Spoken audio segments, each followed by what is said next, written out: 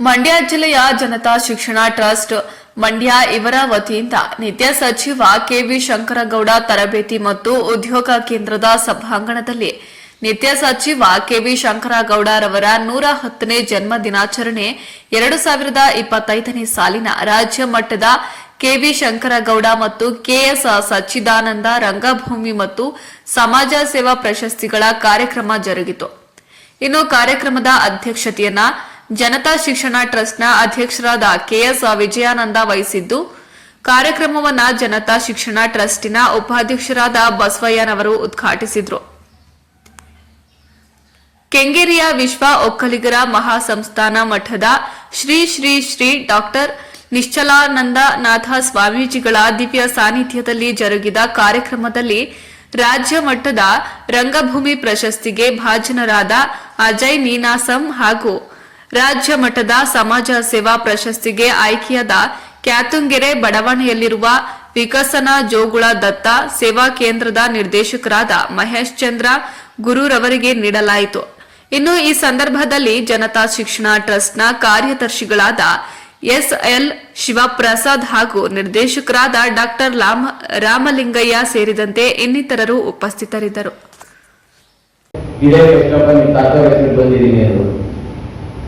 ಅದಕ್ಕೋಸ್ಕರ ಯಾವುದೇ ಕಾರಣಕ್ಕೂ ಕೇಳಬೇಡಿ. ನಾವು ಸುಮಾರು ವರ್ಷ ಕಟ್ಟಿದ್ದೇವೆ, ಎಲ್ಲ ಆಗಿದೆ. ಜೀವನ ಒಂದು ರಾತ್ರಿ ಕೆಳಗಡೆ ಬೇಡ, ಹಗ್ಲ ಆಗಲೇಬೇಕು. ಸಾರಿಸಿ ಒಂದು ದಿವಸ ಗೆದ್ದೆ ಗೆಲ್ತೀರ, ಸಾರಿಸಿ. ಕೆಲವರು ಕಷ್ಟಪಟ್ಟು ಬಂದಿರ್ತಾರೆ, ಮೈಗಳು ಇರ್ತಾರೆ. ನಮ್ಮಲ್ಲಿ 10 ಗಂಟೆಗೆ ಬಂದ್ರಿ ಅಂದ್ರೆ 9:30 ಬಸ್ಸಲ್ಲಿ ಹೋಗ್ತಾರೆ ಅಲ್ಲಪ್ಪ ನರಸಿಂಹನ. 10:05 10:15 ಹೋಗಿರ್ತಾರೆ ಒಟ್ಟೊಂದವರು. ಆ ಥರ ಆಗ್ಬೇಡಿ. ನಿಮ್ ಕೈಯಲ್ಲಿ ಸಹಾಯ ಮಾಡೋಕ್ಕಿದ್ದಾಗ ಸಹಾಯ ಮಾಡಿ, ದಯವಿಟ್ಟು ಸಹಾಯ ಮಾಡಿ. ಯಾಕಂದ್ರೆ ರಸ್ತೆಯವರು ಮುಂದಿರೋರು ಬಹಳ ಜನ ಇರ್ತಾರೆ, ಅವ್ರಿಗೆ ಸಹಾಯ ಆಗಲಿ. ನೋಡಿ, ಒಬ್ಬ ಮಲೆಯವರು ಮಗವರು, ಅವ್ರ ಸಂಸ್ಥಾಪಕ ಅಧ್ಯಕ್ಷರು, ಅವನ ತಾತ ಕೇಳಿದ ಇಂಜಿನಿಯರಿಂಗ್ ಕಾಲೇಜ್ ಮಾಡೋಣ ಅಂತ ಹೇಳಿದ್ರು. 100 ಜನ ರೈತ ಮಕ್ಕಳು ಇವತ್ತು ವಿದೇಶದಲ್ಲಿದ್ದಾರೆ. ಒಂದು ಸಂಸ್ಥೆ ಯಾವತ್ತೂ ಆಡೋದು ಕೊಡಬಾರ್ದು.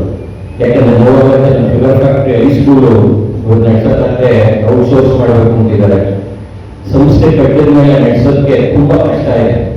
ಯಾವುದೇ ಒಂದು ಸಂಸ್ಥೆಯಲ್ಲಿ ತುಂಬಾ ಕಷ್ಟ ಇದೆ. ಒಂದು ಹೊರಗೆ ಪಾಸ್ ಆಗಿ ಹೋಗ್ಬೇಕು. ನೋಡಿ, ಅಜಯ್ ನಮ್ಗೆ ಗೊತ್ತೇ ಇಲ್ಲ, ನಮ್ಮ ತಾತನ ಹೆಸರು ಮಾಡೋದಂತ ನಮ್ಗೊಂದು ಫ್ಯಾಮಿಲಿ ಇದ್ದು ಮಾಡಿದಾರ, ಚೆನ್ನಾಗಿ ಆಕ್ಟಿಂಗ್ ಮಾಡೋದ, ನಮ್ಗೆ ಗೊತ್ತೇ ಇಲ್ಲ. ಅವನೊಂದು ಸಂಸ್ಥೆ ಮಾಡೋಣ, ನಾಟಕ, ಮಕ್ಕಳ ಶಿಬಿರ. ನನಗಿಂತ ರಮೇಶನ 7 ವರ್ಷ ಸಿಕ್ಕೊಂಡ್ರೆ ಮದುವೆ ಆಗಿ ಹೇಳ್ತಾನೆ, ಮಿಸಲ್ರಿ ಫೀಲ್ಡ್ ಅಲ್ಲಿ ಟೀಚಿಂಗ್ ಲಿಂಕ್ ಮಾಡ್ತಾ ಇದ್ದಾರೆ. ನನಗೆ ಯಾರು ರಿವೆಲ್ ಟ್ಯಾಲೆಂಟ್ ಎಲ್ಲಿದೆ ಗೊತ್ತಿಲ್ಲ, ಅದನ್ನ ಶೋ ಮಾಡಿ, ದಯವಿಟ್ಟು ಶೋ ಮಾಡಿ. ಹುಚ್ಚಿ ಇಟ್ಟರೆ ನಮ್ಗೇನು ಆಗಲ್ಲ. ನೋಡಿ, ಒಬ್ಬ ಬಯೋಫೇಲ್ ಅಂತ ಕೂತಿದ್ದಾರೆ, ಕೇಳೋದನ್ನು ಅವನ್ನ ಇದಕ್ ಮಾಡಿ ಬಯೋಫೇಲ್ ರವೀಶಣ್ಣ ಕನ್ನಡ ಪುಸ್ತಕ ಕಲ್ತಿ ಕನ್ನಡದಲ್ಲಿ ಮಾತಾಡೋದು ಶುರು ಮಾಡೋದು ರೈತರ ಹತ್ರ. ಅಣ್ಣ ಹುಷಾರಾದ 2 ವರ್ಷ ತಕ್ಕಾಗುದಲ್ಲ, ಕಾಲ ನನ್ನ ಮೇಲೆ ಹೋಗ್ತಾನೆ. ಬಟ್ ಒಳ್ಳೆ ಕೆಲಸಕ್ಕಾಗ ಕೇಳೋದನ್ನು. ಯಾಕಂದ್ರೆ ಕನ್ನಡ ಪುಸ್ತಕ ತಗೊಂಡು ಹೋಗುತ್ತಲ್ಲ ಭಾಷೆನ ರೈತರ ಜೊತೆ ಅವರು ಮಾತಾಡ ಸಮಸ್ತ ಸಿಬ್ಬಂದಿ ವರ್ಗದವರು ಹಾಗೂ ವಿಶೇಷವಾಗಿ ಪಾಪ ರಾಮಲಿಂಗಯ್ಯವರು 35 ವರ್ಷದಿಂದ ನಾವೇನೇ ರೆಕಾರ್ಡ್ ಏನೇ ಮಾಡಲಿ ನಮ್ಮ ವೀರೇಶ್ ನಂದೀಶ್ ಇಟ್ಕೊಂಡು ಪಾಪ ಇಷ್ಟು ವರ್ಷ ಬಂದಿದ್ದಾರೆ.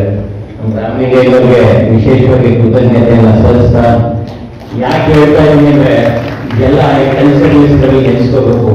ನಮ್ಮ ಅಣ್ಣ ಕೂತಿದ್ದಾನೆ, ನಮ್ಮ ಶಂಕರು, ನಮ್ಮ ಮಾಮ ಅರುಪು ಅಂತ.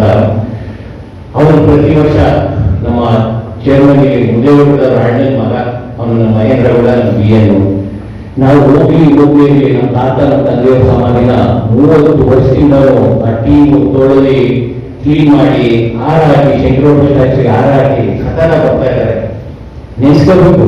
ರಾಮಲಿಂಗಯ್ಯ ಪಾಪ ಏನಾದ್ರು 2-3 ಗಂಟೆ ಫಂಕ್ಷನ್ಸ್ ಎಲ್ಲ ಸುಮ್ಮನೆ ನಮ್ಗೆ ಹೇಳೋದು ಈ ಹಾಡು ಅಂತ. ಅದು 2-3 ಗಂಟೆ ಆಗಲೇಬೇಕು. ನಮ್ಮ ರಾಮಲಿಂಗಯ್ಯ ಸಮಾಧಾನ ಆಗೋದಿಲ್ಲ. ಹಂಗೆ ನೆನೆಸ್ಕೋಬೇಕು.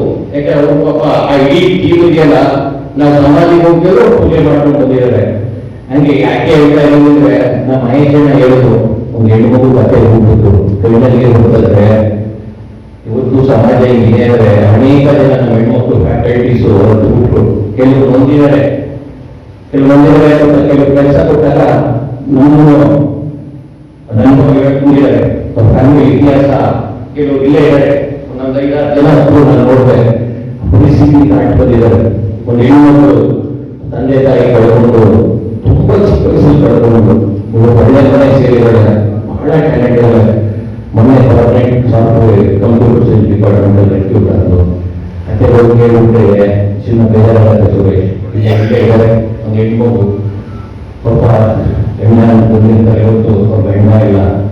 ಶಂಕರಗೌಡರ 107ನೇ ಜನ್ಮದಿನಾಚರಣೆ ಅಂಗವಾಗಿ ಪ್ರತಿ ವರ್ಷನೂ ಸಾಮಾಜಿಕ ಮತ್ತು ರಂಗಭೂಮಿಯಲ್ಲಿ ಪ್ರಶಸ್ತಿ ಪ್ರದಾನ ಮಾಡ್ಕೊಂಡು ಬಂದಿದ್ದೀವಿ. ಸಚ್ಚಿದಾನಂದ ಅವರು ಸಮಾಜದಲ್ಲಿ ಅವರ ತಂದೆ ಹೆಸರನ್ನು ಉಳಿಸಬೇಕು ಅಂತ ಯಾವುದೇ ನಮ್ಮ ನಾಟಕದ ಫೀಲ್ಡ್ ಆಗೋದು, ಸಾಹಿತ್ಯ ಫೀಲ್ಡ್ ನಮ್ಮ ತಂದೆಯವರು ಅವರಿಗೆ ಜೀವಿತ ಅವಧಿಯನ್ನು ಮಾಡ್ಕೊಂಡು ಬಂದ್ರು. ಹಾಗೆ ತಗೊಂಡಿದ್ಯಾ, ಯಾಕಂದ್ರೆ ನಾವು ಆ ಕುಟುಂಬದಿಂದ ಬಂದಿದ್ದೀವಿ. ನಾನು ಕಲೆ ತೊಡಸ್ಕೊಂಡಿಲ್ಲ, ಇದು ಸತ್ಯ ಹೇಳ್ತೀನಿ. ಹಾಗೂ ಕಲೆ ಮಾಡಿ ನಮ್ಮ ನಾಟಕ ಮಾಡಿ ಸಂಸ್ಥೆನ ಕಟ್ಟಿದ್ದೀವಿ. ನಿಮಗೂ ನಿಮ್ಮ ಕುಟುಂಬಕ್ಕೂ ಒಳ್ಳೆಯದಾಗಿ